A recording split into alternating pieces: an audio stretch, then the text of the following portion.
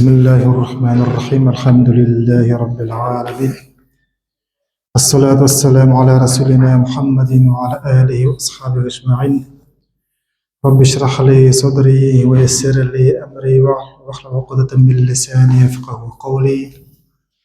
Құрметті жамағат, біздер хадис дәрісімізді жалғастырамыз. Китабу Сулат Истисқа, жаңбыр тілеу намазы туралы кітап. Алдыңғы дәрістерімізде біздер жұма намазға қатысты хадистер өттік. Одан кейін айт намазға қатысты хадистер өткен едік. Бүгін енді жаңбыр тілеуге қатысты хадистерді өтетін боламыз.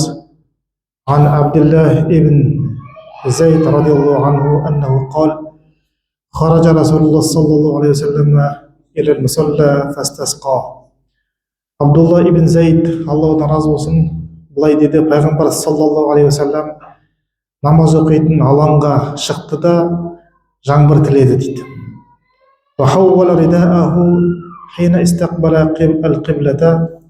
Қыблаға жүзін бұрған кезде үстіндегі шапанын теріс айналдырып киді дейді. Осындай хадис келеді. Яғни пайғамбар саллаллаху алейхи ва саллам жаңбыр тілеп намаз оқитын алаңға шыққандығы бұл хадисте айтылып жатыр. Яғни осы хадистен көретініміз бұл жерде мешіт емес, бәлки мешіттен басқа алаңға шығып сол жерде жаңбыр тілеуі. Және киімін теріс айналдырып киюі. Бұл хадистен бізге көрініп тұрғаны. Және осылай теріс айналдырып киюдің мұстахаб амал екендігін, жақсы көрген амал екендігін осы хадистен алады. Және міне жаңбыр тілеудің шариғатымызда енгізілгені, оны басқа пайғамбарларда орындағаны айтылады. Мысалы, Бәни Исраил қауымы Муса пайғамбардан жаңбыр тілеуді сұраған. Сол себепті Бақара сүресінде аяттар: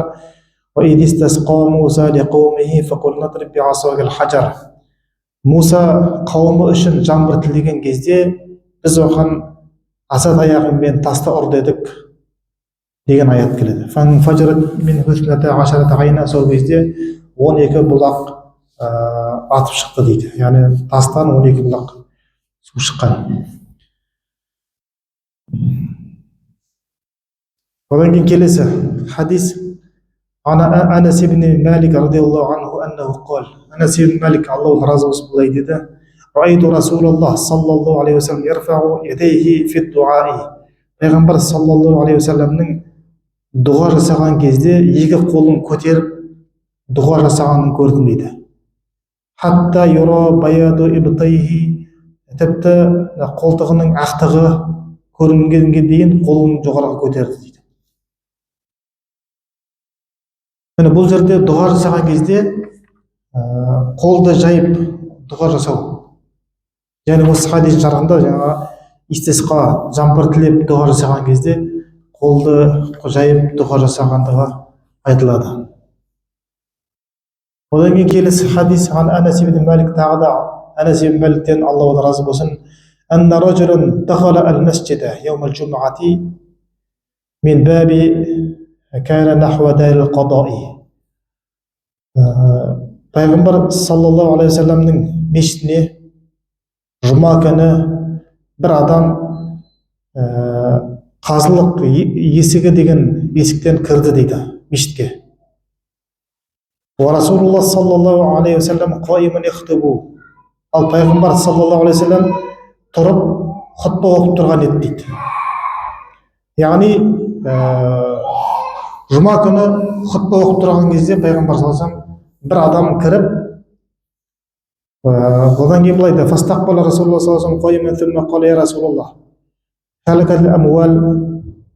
Жаңа кісі пайғамбар саллаллаху алейхи ва салламға қарап, яғни пайғамбар саллаллаху алейхи ва саллам жұма күні хұтпа оқып тұрып, жаңа кісі есіктен кірді де Алла елшісіне қарап айтты: Алланың елшісі, мына мал құрып бара жатыр, жолдар жабылып бара жатыр, Алладан дұға тілеңізші, бізге жаңбыр жаудырсын деп сұрайды.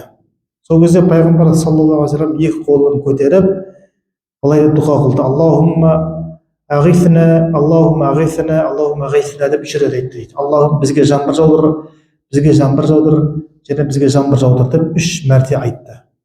Сол кезде Анас ибн Малик айтып отыр: Алланың атымен ант етейік, біздер аспаннан сол кезде ешқандай бұлтты да бұлттың көлеңкесін де көрген емеспіз дейді. Және сол таудың ар жағында да ешқандай бұлт болмады дейді. Сол кезде бізге сол таудың ар жағынан бұлт шыға келді, сондай қалқан тәрізді бұлт шыға келді дейді. Сосын аспанның ортасына келген кезде жаңбыр жауып бастады дейді. Сол жаңбыр 7 күн 1 апта бойы жауды дейді. Одан кейін 7 күннен кейін келесі жұма басталды ғой. Келесі жұмада пайғамбар саллаллаху алейхи вассалам жұмаға хұтпа айтып тұрған кезде тағы да бір адам кірді дейді. Сол кезде пайғамбар саллаллаху алейхи вассалам жұмада хұтпа айтып тұрған еді. Сосын жаңағы адам кіріп мешітке пайғамбар саллаллаху алейхи вассаламға қарап айтты: Алланың елшісі, малымыз құритын болды, жолдар жабылып қалды, Алладан сұрашы, жаңбырды тоқтатсыншы деп айтқан екен. Сол кезде пайғамбар саллаллаху алейхи вассалам қолын жайып жіберіп тағы да дұға тіледі: Аллахумма хавалайна ва ла алейна. Аллахым, бұл жаңбырды біздің айналамызға жаудыр, біздің үстімізге емес деп айтты дейді. Және сайларға, ағаштардың өсетін жерлеріне жаудыр деп осылай дұға қылды дейді.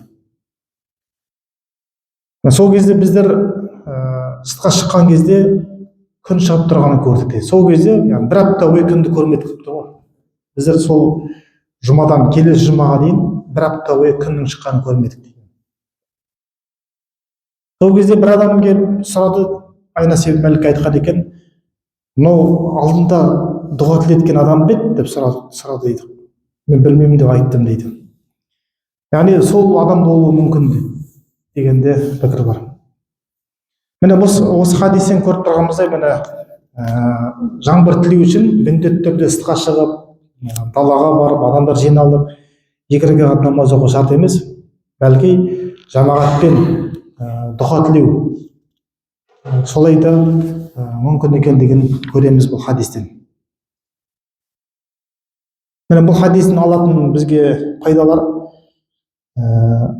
жаңағы адамның хұтпа айтып тұрған адаммен сөйлесуі, өте бір қатты қажеттілік болған кезде, үмбетке пайдасы тиетін жағдай болайын тұрған кезде, немесе бір зару жағдайда, сондай жағдайда имам хұтпа айтып тұрған кезде хұтпа айтушы адаммен бір адамның сөйлесуі рұқсат екендігін білдіреді дейді. Одан кейін дұғаның жасалуы, білімді адамның, жақсы салиқалы адамның дұғасы қабыл болады деп үміт етілетін адамнан дұға тілеу, дұға сұрау, соның мұстахаб екендігін білдіреді дейді. Және дұғаны 3 мәрте қайталаудың мұстахаб екендігін білдіреді. Жаңағы пайғамбар саллаллаху алейхи вассалам дұға жасағандай, бізге жаңбыр жаудыр деп 3 рет айтты. Және бізге тағы алатын пайда дұғадағы әдеп. Пайғамбар саллаллаху алейхи вассалам айтқан жоқ, екінші рет келген кезде жаңбырды бізден тоқтат деп айтқан жоқ дейді. Бәлки біздің айналамызға жаудыр, біздің үстімізге емес, айналамызға жаудыр деп дұға қылды дейді. Яғни жаңбырға басқа да адамдар, басқа да қауымдар мұқтаж, соларға қарай жаңбырды бұруы дейді. Енді бұл жерде жаңбыр тілеудің 3 түрлі бағытта болатындығын көреміз дейді. 3 түрлі жағдайда дұға жасауға болады. Бірінші жағдай, міне намаз оқымай жай ғана дұға жасау арқылы болады. Одан кейін жұмада хұтпа кезінде мінбердің үстінде дұға жасау. Одан кейін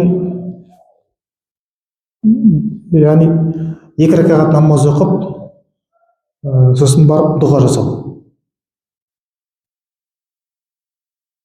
Айт намазындағы да секілді дейді. 2 ракат намаз оқып, одан кейін хұтпа оқыған секілді. 2 ракат намаз оқып, одан кейін тағы хұтпа айту. Яғни хұтпа деген бұл жерде уағыз насихат айту. Мұстахаб дейді. Осындай шархында бізге ақпарат береді. келесі хадис ан Анас радиаллаху анху аннаху қал Анас ибн Малик Аллахудан разы болсын былай деді: асабана ва нахну ма'a расулилlah саллаллаху алейхи вассалам матар. Біздер сахабалар айтты, біздер сахабалармен және пайғамбар саллаллаху алейхи вассалам біздің қасымызда болған кезде жаңбыр жауды бізге дейді.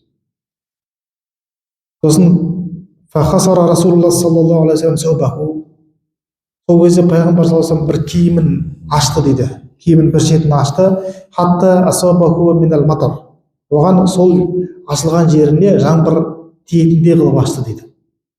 Фақулна я расулаллах. Сосын біз айттық: Аллахның елшісі, лима сабақта хада, неге олай жасадыңыз деген кезде, лианнаху хадиту ахдин би раббихи таала. Себебі бұл жаңбыр Раббысынан жаңа ғана келген жаңбыр ғой деп айтты дейді. Осындай хадис келтірді. Яғни бұл Алланың бізге беріп отқан, төгіп отқан берімі ғой деген мағынада түсіндіреді хадистің шархында. Алланың берімі, Алланың берекеті, сол берекетті алып қалу үшін алғашқы жаңбыр жауып отқан кезде манағы денесінің бір жерін ашып су тигізу әдейі. Осылай істеу сүннет екендігін көреміз, мұстахаб амал екендігін.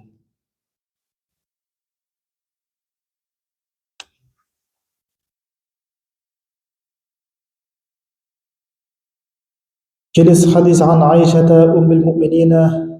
Айша анамыз мұсылмандардың анасы, Алла одан разы болсын, заужун наби саллаллаху алейхи вассалам, пайғамбар саллаллаху алейхи вассалам жұбайы, былай деп отқан: кәна расулуллах саллаллаху алейхи вассалам ида кәна яумул рихи вала гойми урифа залика фи вачхихи. Пайғамбар саллаллаху алейхи вассаламды сипаттап жатыр Айша анамыз.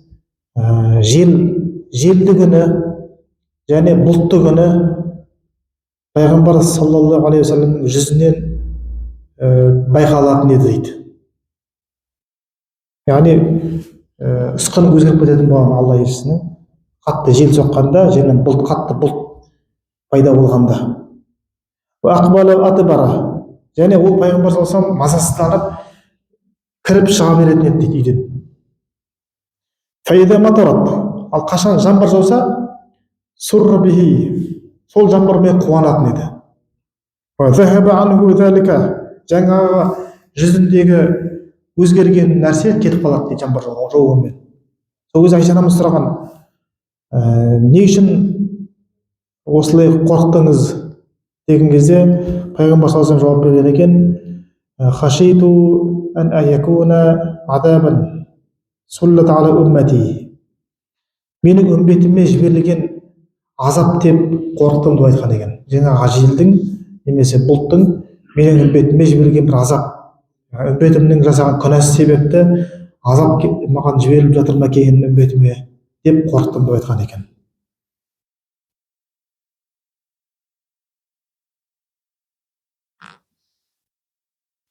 Міне бұл хадисте көріп тұрғанымыздай, пайғамбар саллаллаху алейхи вассаламның сол жел тұрған кезде және қалың бұлт келген кезде сол мазасызданып жүзінде қорқыныш, үрейлі жағдайдың болуын көреміз. Өйткені басқа Құран аяттарында да осындай оқиғалар келеді. Мысалы, Ахқаф сүресінің 24 аятын келтірген: فَلَمَّا رَأَوْهُ عَارِضًا مُسْتَقْبِلَ أَوْدِيَتِهِمْ قَالُوا هَذَا عَارِضٌ مُمْطِرُنَا. Олар бұлттың өздеріне қарай келе жатқанын көрген кезде олар айтты: бізге бұл жаңбырлы бұлт деп қуанды дейді. Сол кезде Алла тағала айтып отыр: бәлки ол сендердің асықтырған нәрселерің. Рихун, жел, фихи азабун алим, онда жан түршігерлік азап бар деген аят дейді. Ахқаф сүресінің 24 аяты. Яғни бұл Ахқаф деген құмды төмпешіктер деген мағына береді негізі. бұл құмды төмпешіктер деген сол Худ пайғамбардың қауымы, ат қауымының туралы Ахқаф деген сүре түседі. Сол сүреде ат қауымының жағдайын баяндайды. Аллах тағала ат қауымына сондай береке береді, малына да, денсаулығына да, адамдарына да сондай берекелі өмірді нәсіп етеді. Сондай жақсы жерде өмір сүреді. Олардың малдары төлдей береді, өсімдіктері шыға береді, адамдары, әйелдері туғыш келеді, сондай бір берекелі жағдайда өмір сүреді. Бірақ олар өздерінің құдайларын танымайды, көп құдайға құлшылық қылатын болады. Сол кезде Аллах тағала оларға Худ пайғамбарды жібереді. Кейін пайғамбар оларға ислам дінін насихаттап, бір Аллаға құлшылық қылу керек екенін насихаттаған кезде олар ол пайғамбарды мойындамайды, қарсы келеді. Сол кезде оларға айтылады, егер қарсы келе беретін болсаңдар, онда Алланың азабы келеді деген кезде олар сол азап тезірек келсе екен деп асықтырды дейді. Содан оларға сол жаңағы құрғақшылық пайда болады, жаңбыр тоқтайды, өсімдік шықпай қояды, мал қырылып бастайды, шөп шықпағасын. Сондай қатты құрғақшылық болып, олар күнде аспанға қарап жаңбыр келуін күтіп жүреді. Қашан жаңбыр жауады деп күтіп жүрген кезде аспанда қалың бұлт пайда бола бастайды. Соны Аллах тағала Құранда баяндап жатыр. Қалың бұлтты көріп олар қуанады, бір-бірінен сүйінші хабар айтып, міне бізге бұлт келе жатыр, жаңбырлы бұлт келе жатыр, біз құтылдық, біз құрғақшылықтан құтылдық деп қуанған кезде Худ пайғамбар оларға бұл жаңбырлық бұлт емес, бұл сендерге келе жатқан азап деп айтқан. және Құранда да осы бұл бәлки бұл сендердің асықтырған нәрселерің. Рейхун, жел бар, фиха азабун алим, бұл желдің ішінде жан түршігерлік азап бар деген аят. Міне, яғни ол бұлт болып көрінген нәрсе ол бұлт емес, бәлки қатты келіп соғатын жел болған. Сол жел соғып ол қауымды түгелдей құртып жіберді.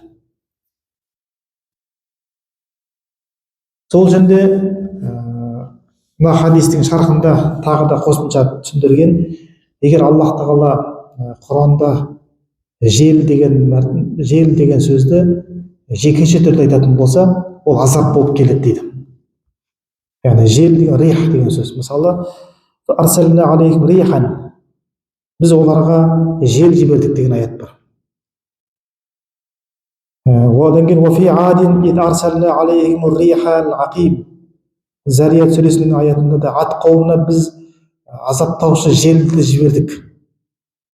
Яғни жел жеке түрде айтылатын болса, онда ол азап болып келеді екен. Ал көпшілік түрде айтатын болса, онда ол Алланың мейірімі деген мағына береді. Оған қатысты ومن آياته أن يرسل الرياح مبشرات, оның аяттарынан Аллах тағала желдерді жіберді сүйіншілейтін дейді. Яғни желдер деп келетін болса, онда ол сүйінші хабар, ол Алладан келген мейірім, Алладан келген жақсылық, береке деген мағына білдіреді.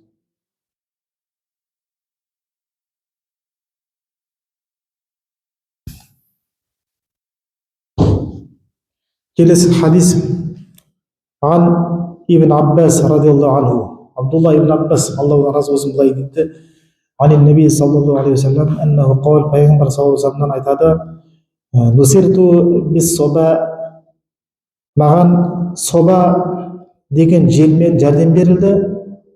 Ва ухликат адун бид дубур, ал ат қауымы дубурмен құртылды деген хадис келеді. Собамен жәрдем берілді, дубурмен ат қауымы құртылды дейді. Осындай қысқа нұсқа хадис. Енді соба деген не, дубур деген не? Соба деген ол шартында түсіндіреді, ол сондай жел, самал жел дейді. Сондай баяу бәсең түрде соғатын самал жел, ол шығыс тараптан соғады дейді, ондай жел. Ал дубур деген ол қатты жел, ол құртатын жел, ол батыс тараптан соғады дейді. Міне сол нәрсені пайғамбар саллаллаху алейхи вассалам айтып жатыр. Мысалы, хадис шархында айтады: Анналлаху тағала насараху ала аъдаихи фи ғазвати Ахзаб. Аллах тағала Ахзаб соғысында.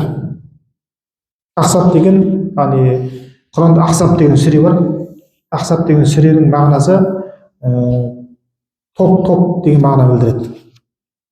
Бірнеше топтар деген мағына білдіреді. Сол Ахзаб деген сүре, сол Ахзаб соғысы. Ахзаб соғысы ол Хандак соғысы, былайша айтқан кезде ор соғысы қазақша. Сол ор соғысын Ахзаб соғысы деп те атайды. Сол Мединаның айналасына ора қазып қояды. Жау бірден сол леппен келіп қалаға шабуыл жасамасын деп соған тыйып ора қазып қояды. Сол орды көріп жау 10 мың әскер тоқтап қалады, ары қарай өте алмай қалады Медина қаласына. Сондай екі жақта, іш жақта мұсылмандар, сырт жақта 10 мың әскер мүшриктер келіп тұр. Сол әскерді Аллах тағала Құранда Ахзаб деген сүренің 9-шы аятпен баяндайды.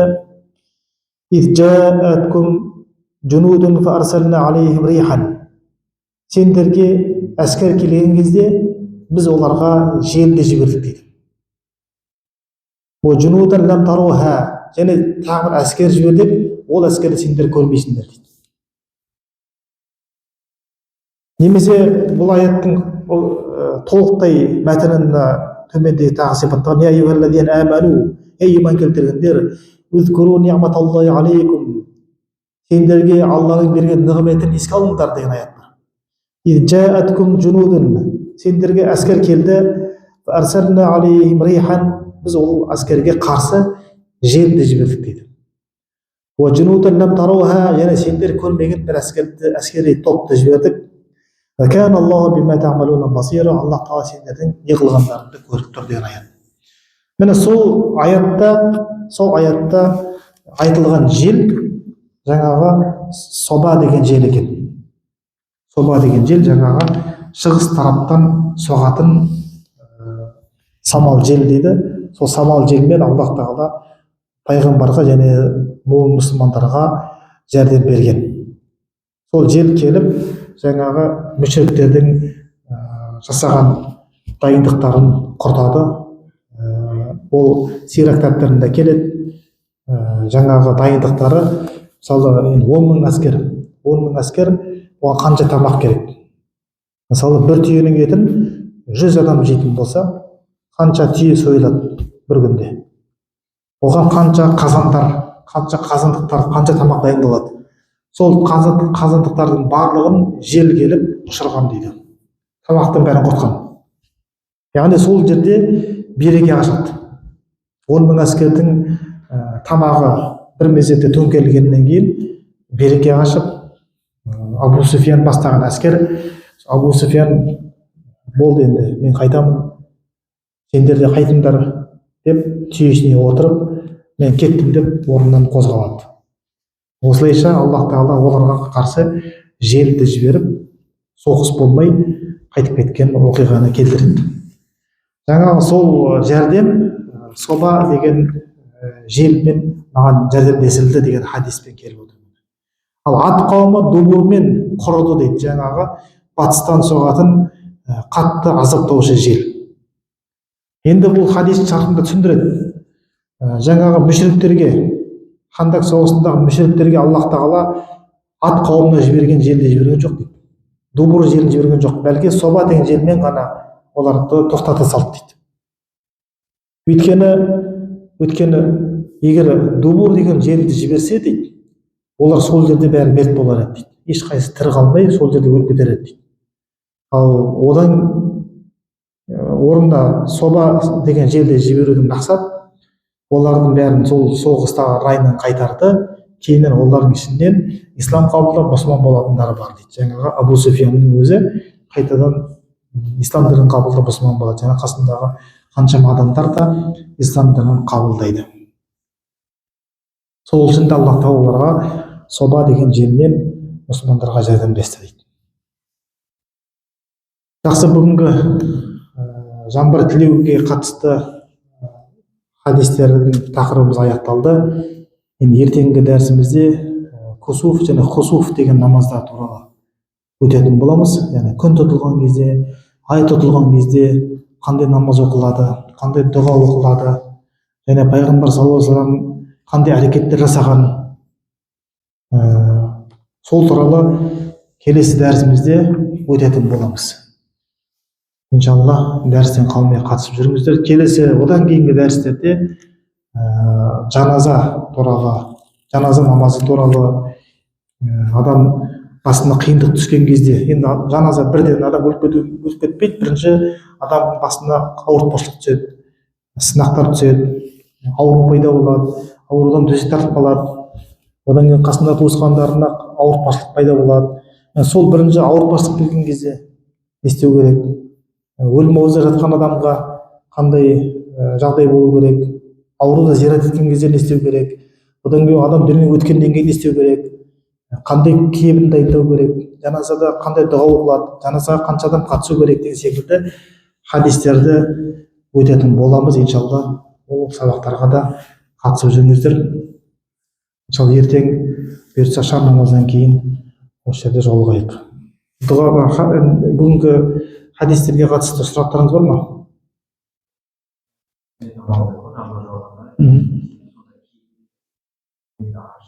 Киімді кішкене бір ашып жіберіп, басыңызда бас киім болса, бас киімді шеше салып деген секілді. Сондай жаңағы алғашқы жауған жаңбырды денеге тигізіп, одан берекет алу дейді. Берекет алу деп түсіндіреді хадис жарғында.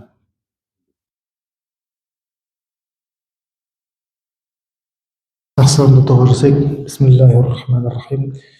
اللهم صل وسلم وبارك على سيدنا محمد. ربنا ظلمنا أنفسنا وإن لم تغفر لنا وترحمنا لنكونن من الخاسرين.